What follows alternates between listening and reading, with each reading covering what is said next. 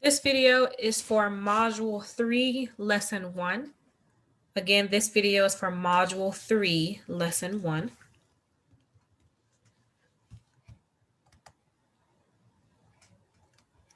What you will need is your Learn book with the blue sticky note. If you do not have a sticky note or a blue sticky note on your book, you need to look for Grade 3, Modules 3 and 4. Please make sure that your math book says Modules 3 and 4 if you do not have that sticky note. Okay? You are going to turn to page 5.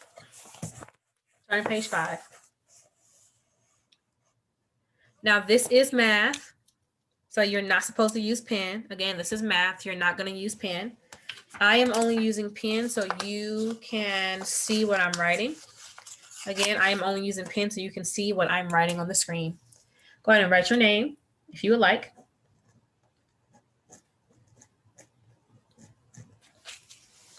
You don't need to write the date. Again, you don't need to write the date. So this is called a multiplication table. Again, this is called a multiplication table. So how it works is that you, for example, let me give you a problem. Let me give you 4 times 5. 4 times 5. So here is 4 times 5. So what you would do is the first number is the rows. So here are your rows. Remember, rows go side to side. Okay. So we're looking for row 4. Row 4. So here's row 4. And then you're going to count over in the white spaces 5 times because our problem is 4 times 5. So 1, 2, 3, 4, 5. And your answer is 20. So let me say that again. The multiplication sentence is 4 times 5. We want to find the product or the answer. And how we read the multiplication chart is the first number tells us the row. So we're looking for the row. Remember, rows go side to side. So here's row 1, row 2, row 3, row 4, row 5, row 6, row 7, row 8, row 9, and row 10. But in our case, we're looking for row 4. So here's row 4. And then you're going to count over 5. So you're not going to start on this side, our rows, or up here. So you're not going to start the gray boxes because this helps us read our multiplication sentence. So this is saying something times something. And the white boxes, so all of this right here are our answers or our product. So we already found 4 times 5. Now, what if it was reversed? What if it was 5 times 4? So again, the first number tells you your row. First number tells you your row. So we're going to row 5. And then you're going to count over how many boxes? 4. Starting here. Always start in the white to find your answers. Always start in the white area or white boxes to find your answers. So 1, 2, 3, 4. Now, we don't know the answer to this because there's nothing here. But if we know that 4 times 5 equals 20, we know that 4 times 5 equals 20, and all we did was flip our numbers. Well, what is 5 times 4? 20, you're correct. So you would write 20 in the box, or excuse me, in the row, in the column. Another way to know that you're reading this right is again, the first number is the row. The second number, which is 4, it tells you what column you're in. So you're in column 4. Again, another way to read this to make sure you're doing it right is you're in row 5. This is column 4. Second number tells you the column or how many boxes to count, and you would just drag your fingers until they meet. And if they meet, you know the answer or the product goes in this box. Okay, now lucky for us, not lucky, but for us, they did not fill in the multiplication chart for us. So the easiest way to do that is just a skip count in the specific row. And I'm going to explain what I mean by that. So you're in row 1. So that just means skip count by 1. So you know we skip count 1s. 1 times 1 is 1. 1 times 2 is 2. 1 times 3 is 3. 1 times 4 is 4. 1 times 5 is 5. 1 times 6 is 6. 1 times 7 is 7. 1 times 8 is 8. 1 times 9 is 9. 1 times 10 is 10. Okay, you're just going to skip count. So you skip counting by 2. What's the first number? 2. 4. Now, if it's already written in the box for us, we don't need to write it again. So 2, 4, 6, 8 is already here. So we keep going. 8, 10, 12, 14, 16. 16 is there. You keep going. 18, 20. And again, how you read this is 1 times 1 equals 1. 1 times 2 equals 2. Oops, sorry. 1 times 3 equals 3. 1 times 4 equals 4. 1 times 5 equals 5. 1 times 6 equals 6. 1 times 7 equals 7. 1 times 8 equals 8. 1 times 9 equals 9. 1 times 10 equals 10. Same here. 2 times 1 equals 2. 2 times 2 equals 4. 2 times 3 equals 6. 2 times 4 equals 8. 2 times 5 equals 10. 2 times 6 equals 12. 2 times 7 equals 14. 2 times 8 equals 16.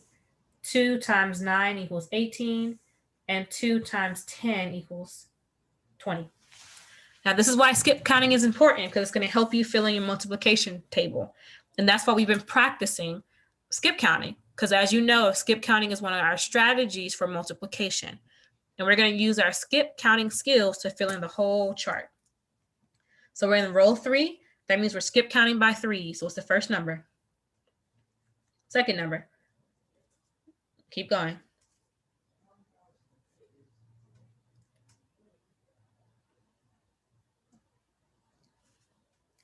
Remember, if a number is already there, we do not write it again. We just skip it. So 15, 18. Next number is 21. I think I heard you say that, so that's correct. 24.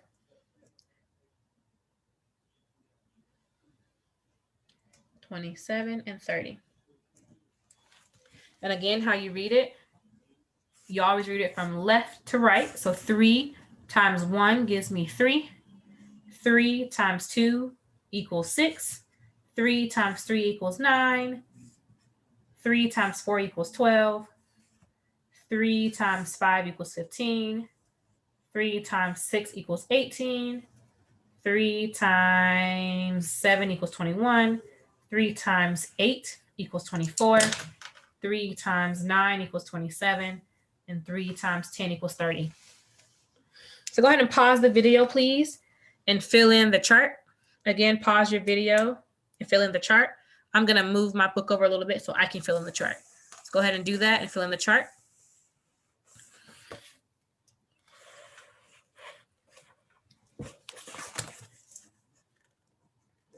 And again, whatever the row starts with, that's what you're skip counting by. So if it starts with row 4, we're skip counting by 4s.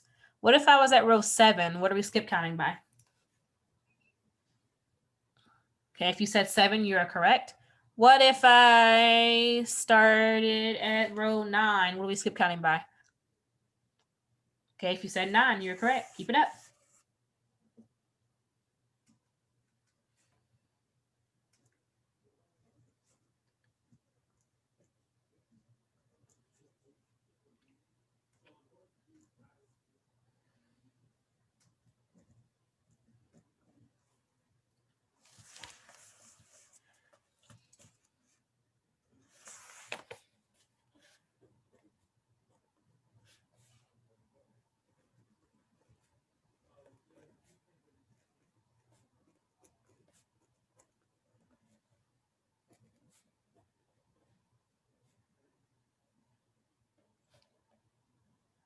I am still filling in my chart. Again, I'm still filling in my chart.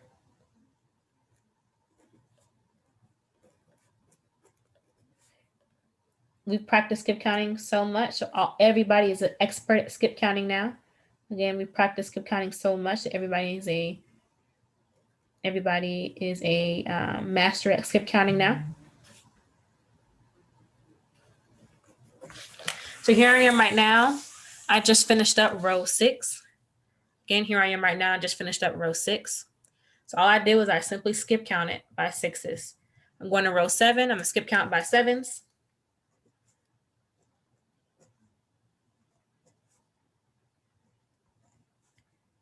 Again, everybody is an expert at skip counting now. We've been skip counting since the beginning of the school year.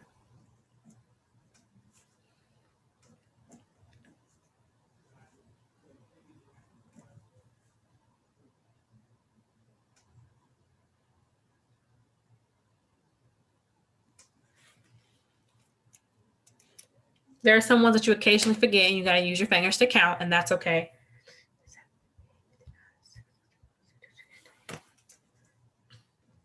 Even the teacher doesn't know everything all the time. I had to count again, but that's okay. All you're doing is filling in your chart.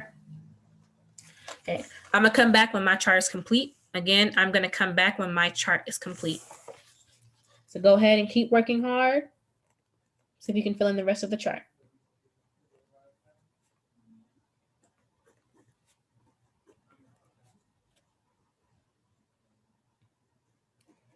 All you're doing is filling in the rest of the chart. Please make sure that you are using pencil. Again, do not use pen. You might mess up and you won't be able to erase. So please make sure that you're doing it correctly.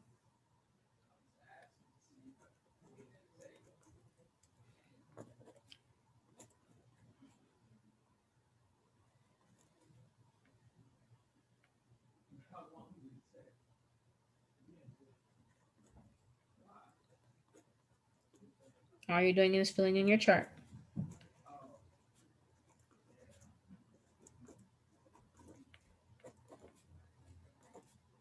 It may take you a little bit longer than what I'm doing, so please pause the video for extra time if you need it. Again, please pause the video if you need extra time. All right, here is my completed chart. I have filled in my whole chart by skip counting. Skip counting is our best friend. Again, we started that in the beginning of the school year. So please make sure that you are using all the methods that you remember. And skip counting is the way that we filled in this chart. Again, whatever the row starts with, that's what you're going to skip count by. So if you're in row 5, please skip count by 5s. If you're in row 8, please skip count by 8s. If you're in row 8, please skip count by 8s. If you need more time, please pause the video. Okay, moving on to B. It says complete the chart. Each bag contains 7 apples. Okay, so that's important information. So I'm going to circle that. Each bag contains 7 apples. Number of bags, there are 2. Total number of apples. So we don't know how many bags, we don't know how many apples there are, but we do know how many bags. And what did it say up here? Each bag contains 7 apples. What you're going to do is you're going to multiply that. So 2 times 7, because there are 2 bags with 7 apples each. What is the product of the answer? So how many apples are in 2 bags? What you're going to do is you're going to use your multiplication table at the top. So the first number is 2. So we're going to go to row 2. Okay, and then there's 7. Second number 7. So we're going to skip count by 7s, or we're going to skip count 7 times, or we're going to just count 7 boxes. I'm going to count 7 boxes since I already have all my numbers written out, meaning all my answers written out. It's easier to count by 7. So we always start in the white boxes because that gives us our product or our answer. So what is 2 times 7? So we're already in row 2. We're going to count over 7. 1, 2, 3, 4, 5, 6, 7. Okay, I'm going to do that again to make sure I'm in the right row, in the right column. 1, 2, 3, 4, 5, 6, 7. Another way to find the answer to 2 times 7, The first number tells you your row. So here's your row at the top. I'm sorry.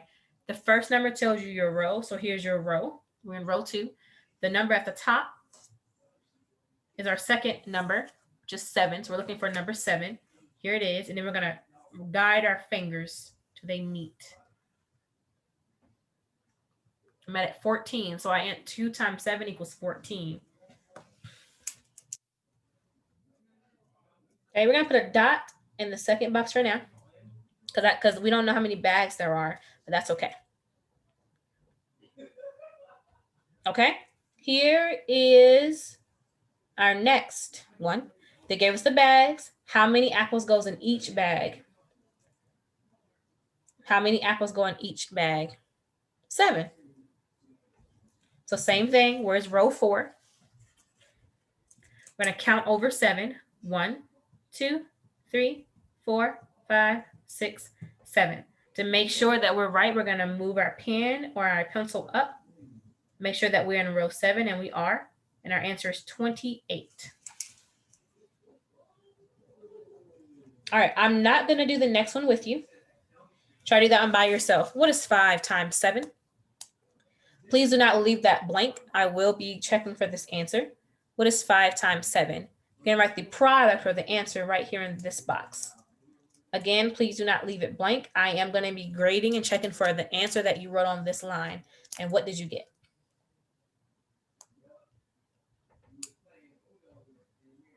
If you need more time, please pause the video. All right, going back to the one that's blank. So we know that there are 7 apples, okay, in each bag, but we don't know how many bags can hold 21 apples. So the easiest way to do this is we know our total. Remember, in division. And we know how many apples are in each group or each bag. So what is 21 divided by 7? Or some blank times 7 equals 21. And what is the answer to that? So again, we don't know the answer to this. So what we can do is go into row 7 because it already gives us how many apples are in each bag. And even though usually our first number tells us which row to start at, because it's a division sentence, we can use row 7. So we're looking at row 7. We're looking for 21. So where's 21? Found it. So how many squares is it away from 7? So 1, 2, 3. Or we could have looked up at the column. We're in column 3. So what times 7 gives you 21? If you said 3, you are correct. Okay, same thing. But this time you're going to do it by yourself.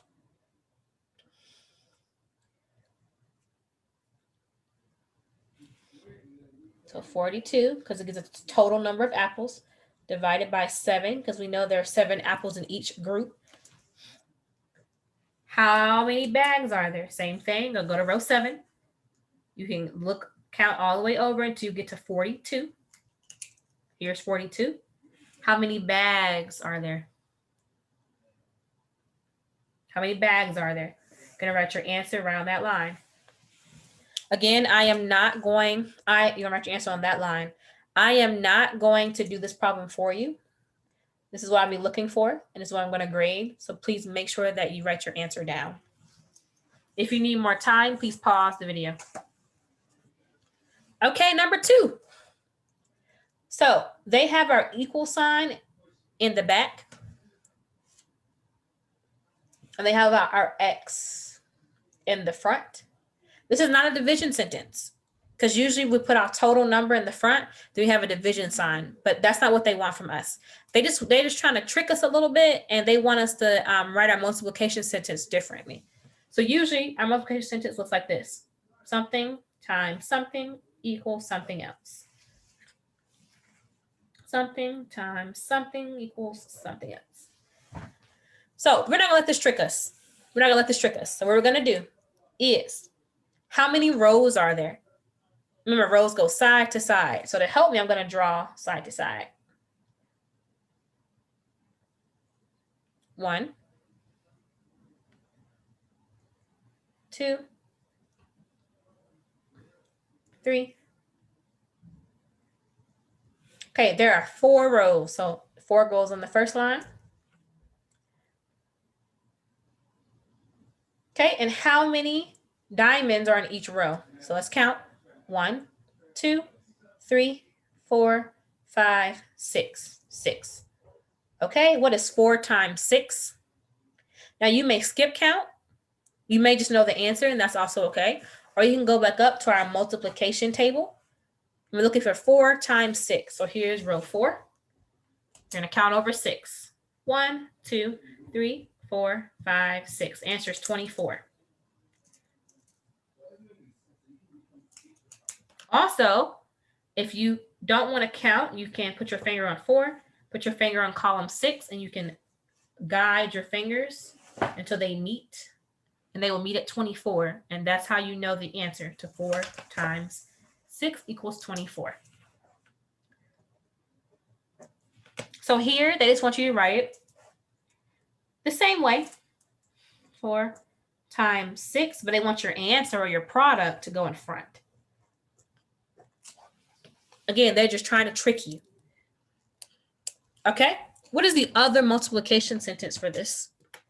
What is the other multiplication sentence for this? And if you need some support, you can turn your book sideways. Count the rows again. How many rows are there this time? Row 1, so I'm using different colors so you can tell. Row 1, row 2, row 3, row 4, row 5, row 6. So there's 6 rows.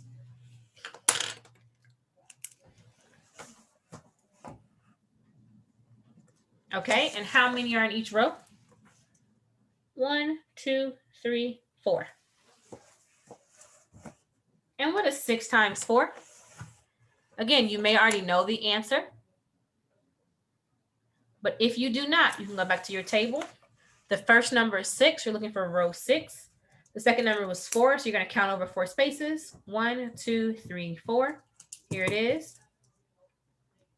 Or you can look for row 6, column 4, and guide your fingers down until they meet. And the answer is 24.